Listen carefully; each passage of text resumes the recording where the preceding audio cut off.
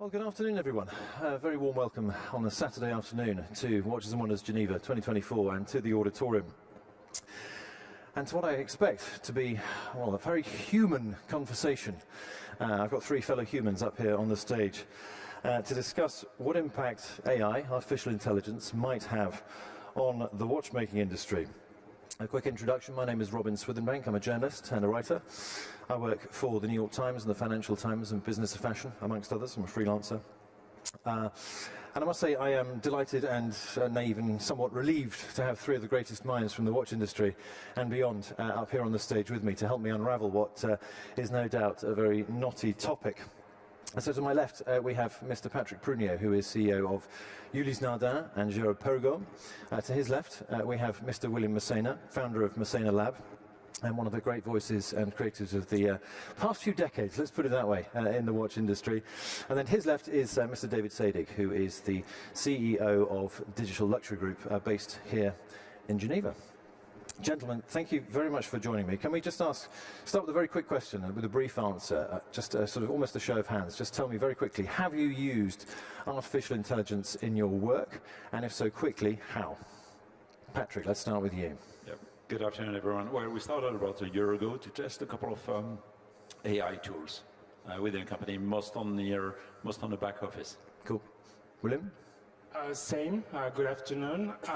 We use it mostly for the past year, and it's mostly back office and some marketing text. Yep.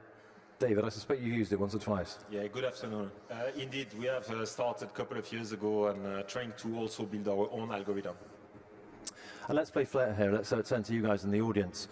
Do we have any technophiles in the audience? Put your hands up if you've used, in a professional context at least, some form of artificial intelligence. Well, that's a good number, in fact. I'm hoping there are one or two technophobes in the audience. Put your hand up if you think that using artificial intelligence would herald the technological apocalypse. Leading question. That's very poor journalism, I have to confess. I better explain my position, in which case, I mean, as a journalist, I have been extremely reluctant to engage with ChatGPT and other forms of artificial intelligence because, well, there are two reasons, really. One is because, of course, I'm naturally inclined not to engage with software which might one day make me redundant, okay, worst case scenario, I hope, but also because I fundamentally believe that the audience that I'm speaking to want a relationship with another human being, particularly if they're paying for it. They trust that there is a human behind the stories that they're reading in their newspapers. And of course, we know there's an enormous number of problems out there at the moment with the way artificial intelligence is being used to communicate with the mass public. Right. I have a confession to make, though. Last night, in the interests of engaging with this topic, I logged into ChatGPT for the first time in my life. Which was a slightly uncomfortable experience. But first of all, I thought it might be relevant to find out what ChatGPT had to say on this very topic. So I asked ChatGPT, what does AI mean for the watchmaking industry? And it replied, artificial intelligence, in brackets AI, in the watchmaking industry can bring significant advancements. One major impact is in the manufacturing process, where AI can enhance precision and efficiency. AI can also be used for quality control, predictive maintenance, and even in creating personalized customer experiences through data analysis. Overall, AI has the potential to revolutionize the watchmaking industry by streamlining processes, improving quality, and enhancing customer satisfaction. Not a bad summary. I mean, of course, it took hours to come up with that. I mean, you wouldn't believe it, like 2 seconds. Depressingly quick. I then fell down the rabbit hole and thought, well, why don't I ask it a few questions, or rather ask it to come up with some questions that we might ask this panel. So, I then asked it, what questions should I ask about what AI means for the watchmaking industry on my panel? Verbatim, that's what I typed in. And that has jumped to the last slide because I have pressed the wrong button, I suspect. Cleo, how would I get it back to the very beginning? Maybe I just keep going. I just keep going. There we are. It goes round and round in circles. Excellent. Okay. So it replied, when exploring the impact of artificial intelligence on the watchmaking industry in a panel discussion, consider, it's nothing if not well-mannered, asking the following questions. Question 1, how is AI currently being utilized in the watchmaking industry? Patrick, you're a CEO of 2 watch companies. Can you answer that question for us? Can you click the next button so I get the answer? Yeah, well, basically, I think, as you mentioned in the answer that was given by ChatGPT, it's like probably it could be used in every part of the business, whether it's on the front side, on the creative side, obviously. And it's not only the creation process and helping on the watch development. It could be done also in trying to explain more clearly what we do. For instance, here on our booth at the Ulysse booth today, I mean, there is actually an AI application that can be used by anyone that goes to the booth. So it's a way to engage with the end consumer. I would say that's one aspect, the creativity side. We could talk a lot about it. We probably, I think, in the infancy of that part. The second one I see, which is, I think, very interesting, is probably whenever we have to deal with a large number of data. We tend to forget that in a watch industry, in a luxury watch industry, we deal with like hundreds and hundreds of components. And in most of the cases, at least for a manufacturer like us, those components are unique to every single movement. So managing the data is just insane. And I'm only talking about the supply chain, but we could obviously talk about client. And I guess whenever there's a large amount of data, probably AI can help us significantly in the future. We don't do it yet. And the third aspect is obviously, as I started to mention, is engaging with end consumer and dealing with end consumer data, respecting obviously privacy and confidentiality. David, you've got a number of clients in the watch space. Are you encouraging them to use artificial intelligence tools? I think you alluded to developing an algorithm of your own. Yeah, no, it's a good question, Robin. First of all, it really depends on the clients, because some clients have expressed the fact that they do not want any type of AI to be used as part of campaign, ideation, implementation, media buying, and so on. So I think that you have a bunch of brands which at the moment I think are really trying to understand what's happening and want to ensure that the privacy, confidentiality, and other elements tied to AI algorithms is under control. But for many of the brands who have agreed to do pilots and exploratory projects and so on, we are indeed trying to create different things. Some example of use cases is UX analysis. How can you take lots of points on the mouse tracking and how people click and what they do, trying to build better user interface. So that's a typical use case. But sometimes if you look at commercial department, for example, one of the pilots that we started discussing was how can I use AI to better understand the type of location I should better cover. And for example, if I speak about the US and I want to develop my brand in the US, and I understand that some of my peer competitors are growing extremely fast in Texas, is there a way for me to understand first, what type of cities in Texas are relevant for my brand? Second, what type of distribution should I consider? And last, what type of audience specifically can I target, either using Instagram or other type of platform? So those are the typical type of use cases on which we are working on. William, what's your reflection on that from your position? From a creative side? Sure, any side. So I don't use AI. I use AI for CRM. I do use it to look at my clients. We use different data and we make analysis based on AI analysis. On the creative side, we use AI right now for marketing purposes, mostly for storytelling. So let's say we have a watch, it will be the world of pilots, and being a bad creative, it's very hard for me to design anything with my hand. So I will use AI to create a world where I want my designers to work around. Example, we're launching a watch, it's about cars. Let's do a F1 Formula track and see how the watch will look there.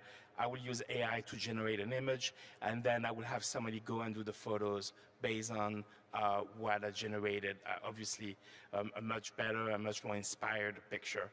That's why I use AI for right now, for creative. Interesting, thank you.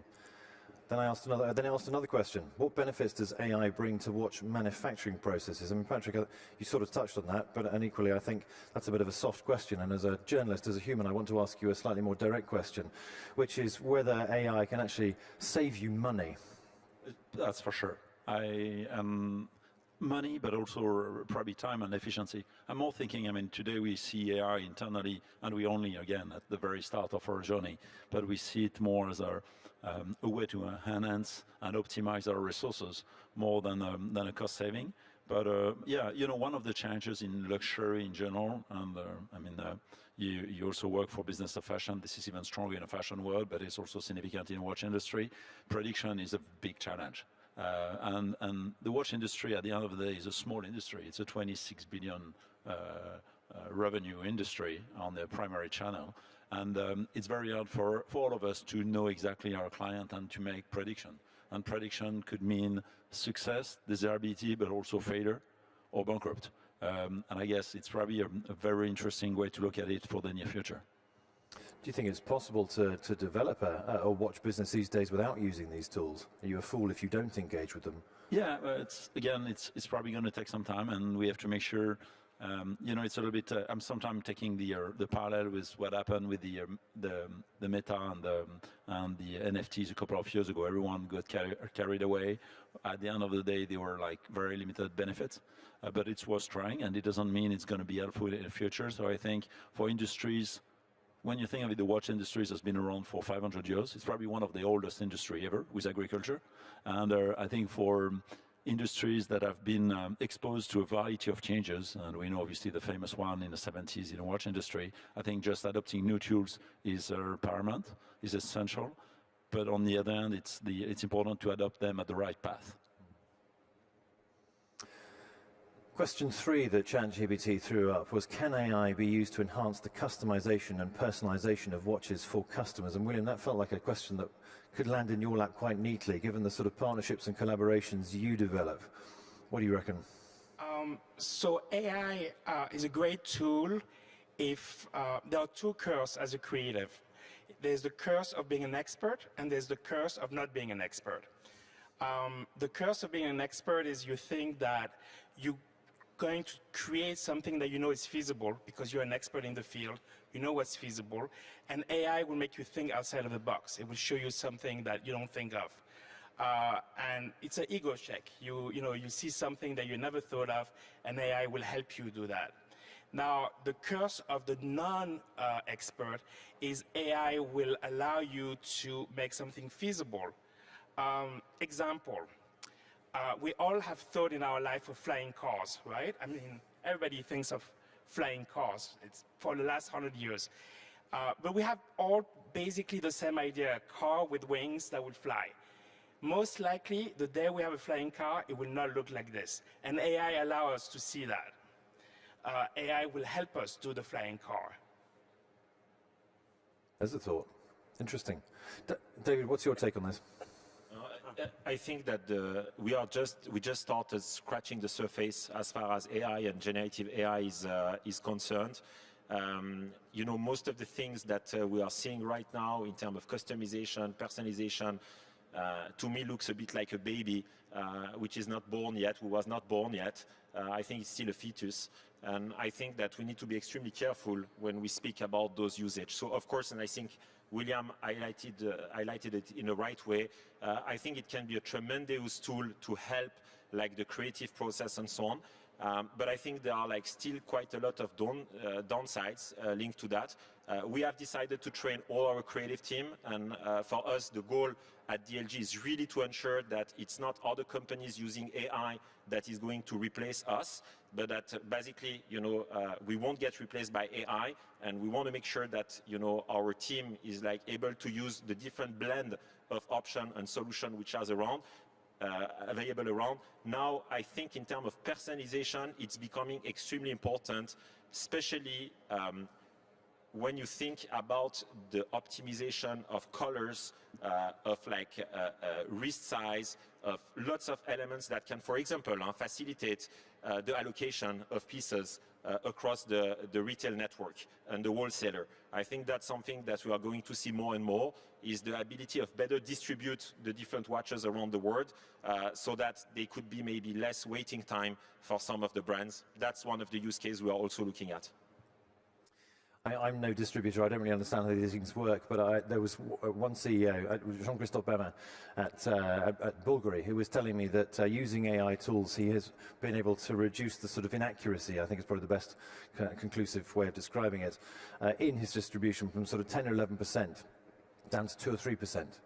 Does that sound familiar to you? Have I even expressed that correctly? Well, clearly, I think it's probably depending on the company. Obviously, Bulgaria is a little bit more volume brand in a luxury field, but clearly, there's the type of optimization we can target. Then we will go back to ChatGPT again, which was showing signs of looking to the future. Yes, what are the potential future developments of artificial intelligence in the watchmaking industry? I mean, we may have covered that already. Do we think we've got anything to add here? Not much. Let's go on to question 5. Question 5, ChatGPT asked was, are there any ethical considerations, maybe it's got a heart and soul after all, or challenges associated with the integration of artificial intelligence in watchmaking? David, you might have a thought on this, perhaps about transparency, maybe more. What do you think? I think it's a major risk and a major issue, and that's probably one of the reasons some of the brands are like being a bit cautious. As far as intellectual property is concerned, you have like a lot of challenges. Now, if you use no matter which type of generative AI tools, you cannot really ensure the fact that it's not being offering ideas or visual elements that potentially infringe like trademark or copyright owners.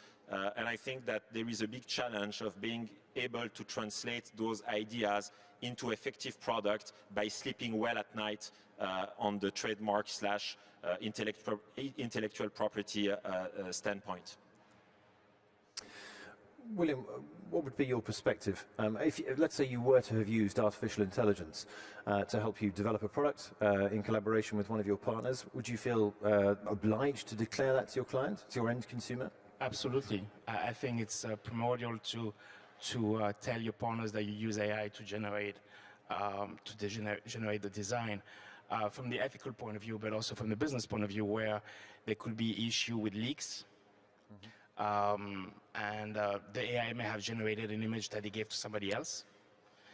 We're not exactly sure. It's a bit like the internet 30 years ago. We're not exactly sure where is the borders of legible or not. And that's the job of the politician in certain ways, of giving us the code of ethics for the generation of products. Who do you think should be responsible for that? Well, that's a different question. Hey, and it would be like the internet. It's something much above my pay grade. Patrick, is it above your pay grade? Well, I think it's interesting. We're talking about AI, but AI has been around for a couple of decades, except it's becoming more powerful now. And the use, obviously, we can use it for a large number of applications, and it's opening up to a large audience, including companies. Ethical point is the main one. HR in particular, as you probably know, I mean, some companies are already recruiting or doing the pre-selection based on interviews that are using AI. What does that mean? I mean, what are the consequences, the implication of that, and it's the risk. I think it's obviously the luxury industry is a mix of creativity, it's utility, and the creativity and obviously craftsmanship. Utility becomes smaller as you go higher in price point, but so the creativity and the human aspect is so important. I mean, I can see it when we have watch lovers visiting our manufacturer. The only thing, the thing they remember is talking to the watchmakers. So I can explain them how we went through the design process, etc. It's interesting, but I think if I tell them I'm using AI, it might be even a deterrent. A deterrent, yeah. Go, William. Yeah. 30 years ago this year, in 1994, I was sitting at Baselworld in the audience, and there was say a few decades. A few years. And the talk was about the effect of internet on watchmaking. And there were 3 brands, and they all agreed on one thing. It was that the internet was a fad, that brands should never be on the internet and would never sell a watch on the internet. And that was 1994 Basel, and I was in the audience, so I can attest to that. And we know how that worked out. Right, question 6. The AI perhaps becoming slightly self-aware at this point. How does AI impact the skill requirements and roles of human workers in the watchmaking sector? By which it wants to ask you, Patrick, are your employees concerned for their jobs? Hopefully not.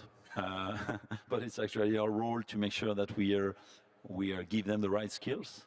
I think, it's interesting when you look back, a couple of decades ago, you had actually better tools at work than at home. And then it's sort of the opposite now. People use some tools at home that they would not be using in the office. So we have to make sure we are actually leveraging that and make sure we train them and we give them the comfort to use AI and make them feel like, again, it's a performance enhancement and not a replacement. William, we're sitting here 30 years from now, whatever that would be, 2054, and looking back on this conversation, what have we learned? Those guys on the panel were so stupid. David, you better pick up the thread at that point. What do you think? Where does AI come in at this point, and should the workforce be concerned about its future? Yeah, no, I think Patrick raised an important point about the upskilling or like development of learning program and so on. I'm a bit under the impression that lots of people expect their employees to be autonomous and know how to use like the different, generative AI tools or AI elements, where in fact, I think there is a major question of like training. There is a major question of like the tools which are allowed. There are like a major question of the output. Can you use the output only for internal use, ideation process and so on? Or is it something that can you potentially leverage for communication or commercial element? And I think that in the next few years, you will have like exponential growth of AI. And I think one of the risks is that people tend to predict the future based on the past. So we do believe that, okay, because internet, it took 30 years for the internet to take off, it will take another 30 years for AI to, really to get adopted. But I think that's a major mistake. In fact, I do believe that the generative AI is going to go really in an exponential way. And I think that except the legislation part, which we mentioned before, there are not many elements that can prevent AI from conquering the world quite rapidly. That's a big statement. Just going to try and absorb that for a moment, William. I think that David underestimated the watchmaking industry.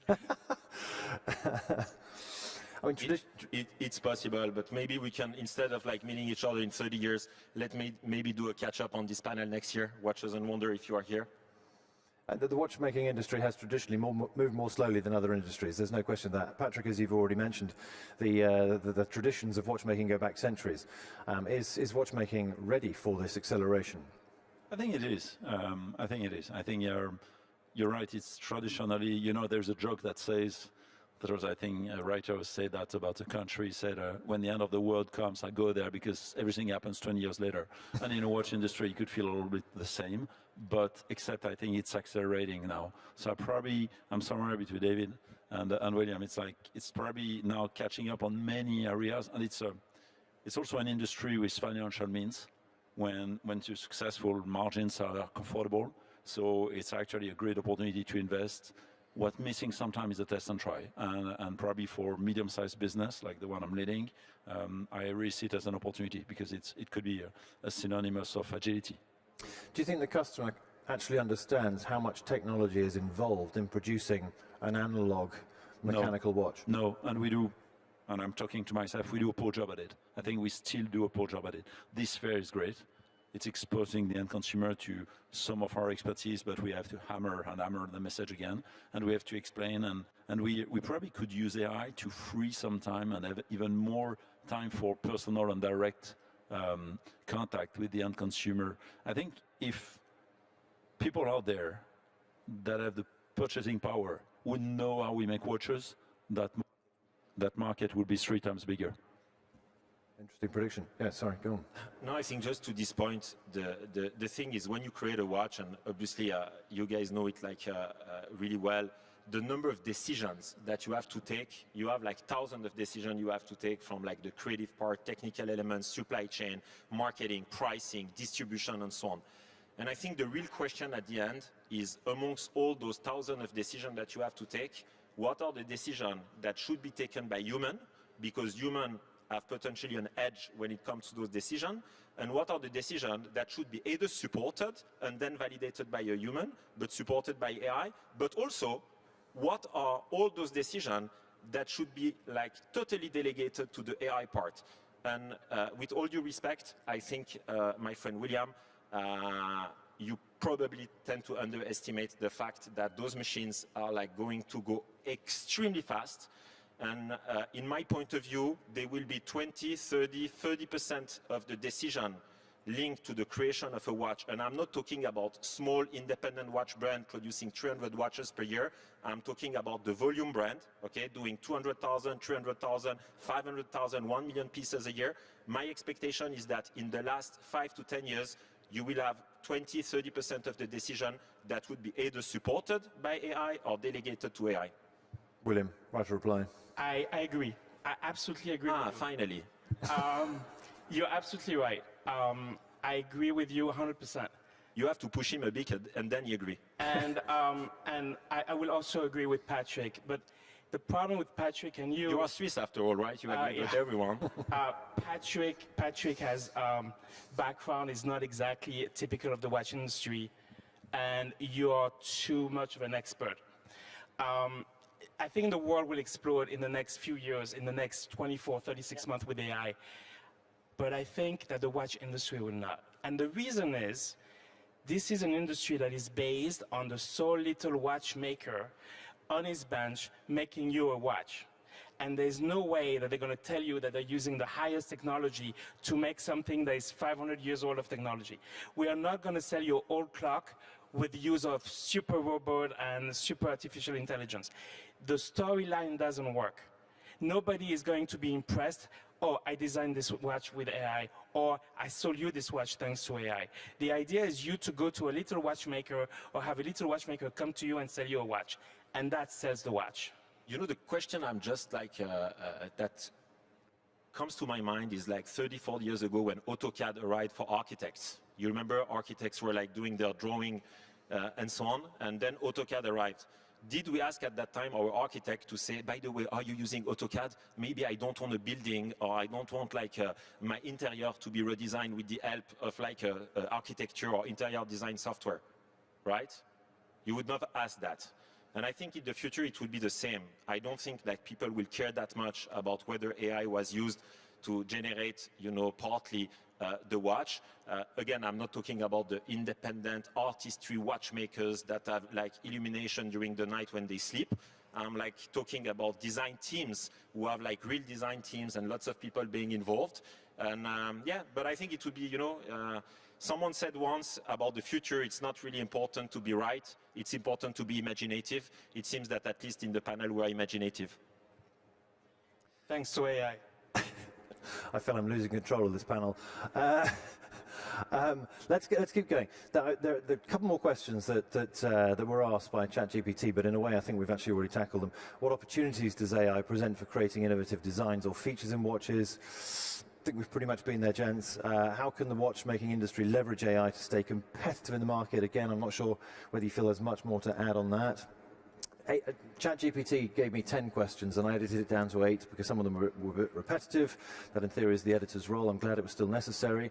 And then it very sweetly concluded, these questions can lead to a comprehensive discussion on the role of AI in shaping the future of watchmaking. It's been fairly comprehensive, and in fact, but I think, William, you've probably just introduced us to talking about the question that had really bothered me. My human brain really wanted to know the answer to this question, which is, do luxury watch buyers actually want watches designed and made by algorithms, machines, and robotic systems governed by AI? Your view would be... I'm not against it. It's like you can go and buy a free ranch chicken, or you can buy a chicken full of hormones. There's a point where you're going to wonder, did the machine generate this watch, or did some watchmaker take 6 months to create that watch? That's the way it will be, like quartz versus mechanical. There will be a world where you think somebody thought of it, made his mistake, has a soul, and another one was made by a machine. And it's perfect and was thought with algorithm and which market you are and what color dress you're wearing. But that won't be traditional watchmaking. Do you think, therefore, that AI could potentially, and this is a slightly leftball way of looking at this perhaps, but a left field way of looking at it, do you think that AI could potentially help resolve the issue that the industry currently has with volumes? Because volumes have been declining, bar Moonswatch, and perhaps TISO PRX we can throw in there as well. Over the last 10 years, volumes have fallen off a cliff in the industry. Perhaps because, well, there are lots and lots of reasons for it, but of course, as we know, the higher end of the market, where these watches that are made, not necessarily by hand, but where the human hand is much more closely involved, have become where the money is in the industry, and therefore the lower end of the industry has been, you might say, neglected. Could AI actually support the future of the watch industry by creating a sort of a multiplication effect, whereby we actually maybe even see volumes start to go back up again? I think this is where AI can be very useful, is for the watchmaker. I'm thinking independent watchmaking to, as David say, optimize your distribution, find your clients. I think the creative side is the one that there would be the more reticence to have people do it because of that human touch on the product. Everything else, I agree with David. I agree with Patrick. I think that we will see AI help tremendously the smaller guys or the micro brands. You know, even the guy who makes $1,000 watches and creates 1,000 a year to reach out the client. A company like Ming's would be will use AI. Maybe even on the creative side differently, but they will support a distribution channel for them. But I doubt that the big players, the guys out in the room over there, will be telling you that their new XYZ watch was created thanks to AI. I doubt that. And is there, Patrick, from a brand's perspective, is there actually a marketing opportunity here? You know, next year you're going to come with the world's first fully AI designed, generated, manufactured, tested, quality controlled watch. I don't think we're going to do that because I don't think it's what we stand for. It could be interesting, but it's the type of thing you do in the watch industry where it's like you announce it and everyone talk about you for 24 hours, but at the end of the day, you may compromise a couple of decades of work. And, fair enough. And of course, you're perhaps the wrong CEO to ask that question. There will be other CEOs who, to speak clearly, I spoke to Ricardo Guadalupe at Hublot this week and asked him this same question, because Hublot is very proud of the fact that it's first and it's unique and it's different.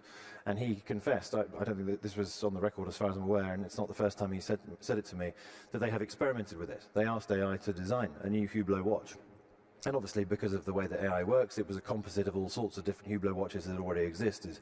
And so he is in no way saying, you know, we're only one step away from doing this. But I mean, David, can you see that you understand Google very well, you understand internet search very well? Could you see a moment in the future where actually the world gets quite excited by such a proposition, a luxury mechanical watch which has been generated by artificial intelligence? I don't think that the AI part will be that important, because if you remember back in the days, just 10, 15 years ago, you had brands who started to crowdsource the ideation process and the design, and they said, like, if our clients love the green 40 millimeters and this and that, we are going to do a green watch 40 millimeters. So in that type of use cases, I don't really see AI, really bringing value to the process. What I'm seeing more is like AI being integrated during all the product lifecycle development of clients. What I'm seeing also is like money being more cash flow, P&L, being more driven with signals coming from AI, okay? Stock, how to better manage stock, CRM, how to better capture data and to reduce cost in terms of like CRM, lead generation and so on. I can see media performance being challenged big time. If I was in media right now and I was like selling media, I would be extremely scared. I would be scared because I think that, of course, you can work for a title that has a New York Times name and has a very good audience and so on. But the reality is that lots of the decisions for media buying are still being taken by human, okay? Based on decks and demographic analysis, maybe a bit of qualitative interview here and there. And I think very quickly we are going to see with generative AI that the attribution, okay, the attribution modeling part can be explained by other elements. And I think it will also challenge brands to rethink the way they are operating and buying media. Well, hopefully they still want human journalists. That's all I can say. I feel that, largely speaking, to sort of summarize, we feel that mostly, in the near future at least, as if artificial intelligence is going to be used at a level that's largely invisible to the consumer, to the watch buyer. But I think that's pretty much, time is almost up, but I think before we finish, I'd love to sort of see whether that would be we get a similar response from those in our audience, and whether anybody here has a question that they would like to ask our esteemed panel. We have a few roving mics moving around the room, so if you'd like to raise a hand, we can get one of those to you quickly. And if you don't raise your hand, I have a little AI tool here, and I can choose someone randomly. I don't actually know whether to believe him or not. Yes, sir, we've got a question over here. All right.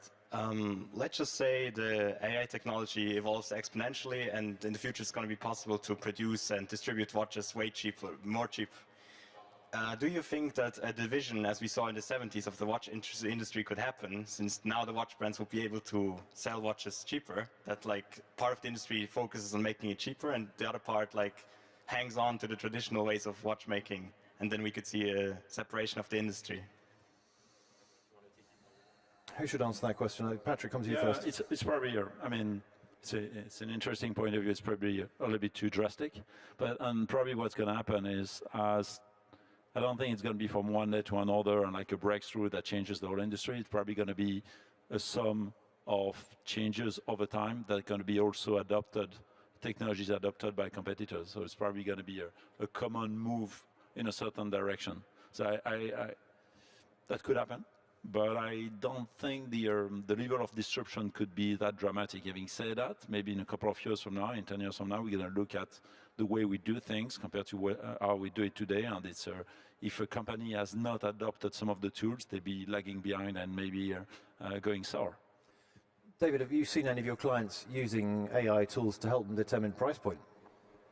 Yes, we do, and we are working again on some pilots. One major brand doing close to 1 billion in revenue shared with us their sales data on a daily basis under strict confidentiality, obviously, trying to identify the customer journey and trying to better identify like what's the role of advertising, what's the role of search, what's the role of colors being shared on social media, and try to identify basically how can you potentially better impact or influence the customer journey to reduce the acquisition cost.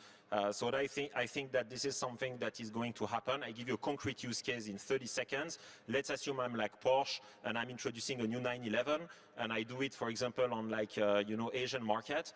If I have an algorithm that is able to aggregate lots of data points, maybe the tool can tell me that my price point right now, based on inflation, on the economy, on the colors and so on, it can instruct me to position it at a specific price with some specific options, to put a 911 red in the advertising, to forget about ecological concern and so on. So I think that you will see more and more signals being used by human, but coming from AI and generative AI or data analysis, let's say machine learning at scale. William, any reflections on the question and on the idea that the industry might bifurcate in such a way? I think it already does. I think take the Apple Watch. The Apple Watch is a tool. It's something that we could all use if we didn't want to have a nice, beautiful watch on our wrist. And you have people that will never take off their Apple Watch, and you have people that will never take off, or they release Nardin. So the split already happened. Would there be a split on the higher haute horlogerie with AI?